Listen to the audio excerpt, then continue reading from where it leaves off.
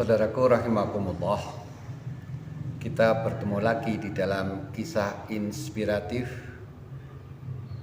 Kita ingin sampaikan judul kasih sayang Allah sangat luas.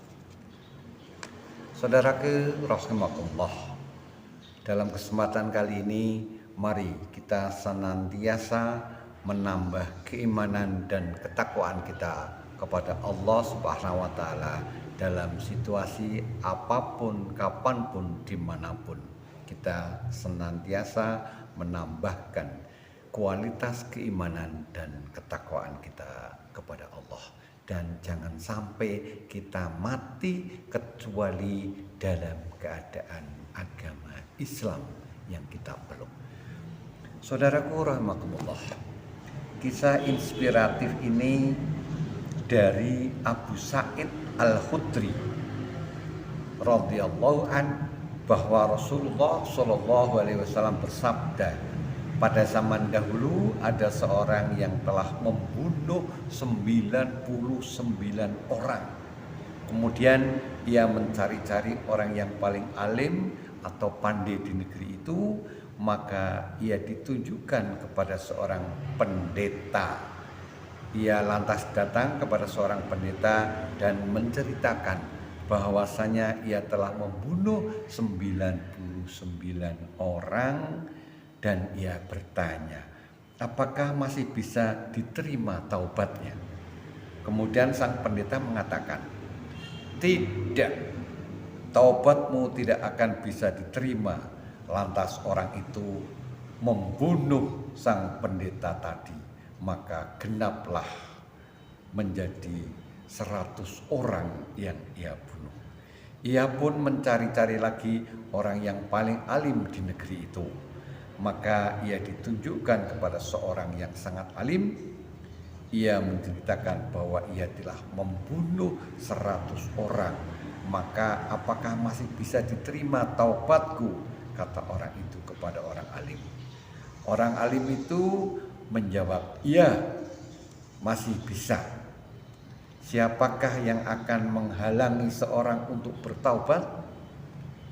Pergilah ke daerah sana, karena penduduk di sana menyembah kepada Allah, kata orang alim itu.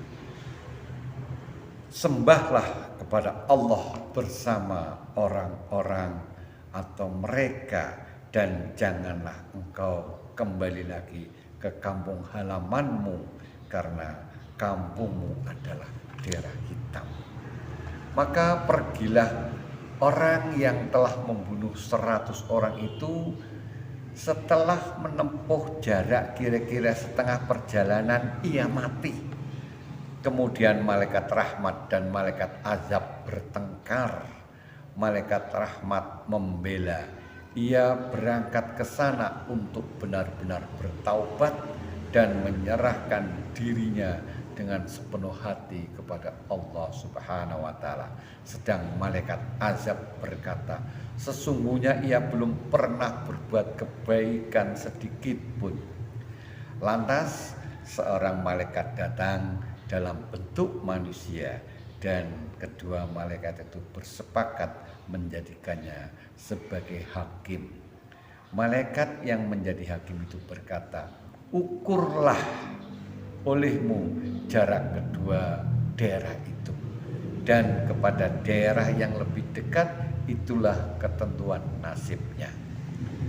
Mereka kemudian mengukurnya, kemudian mereka mendapatkan daerah yang dituju itulah lebih dekat.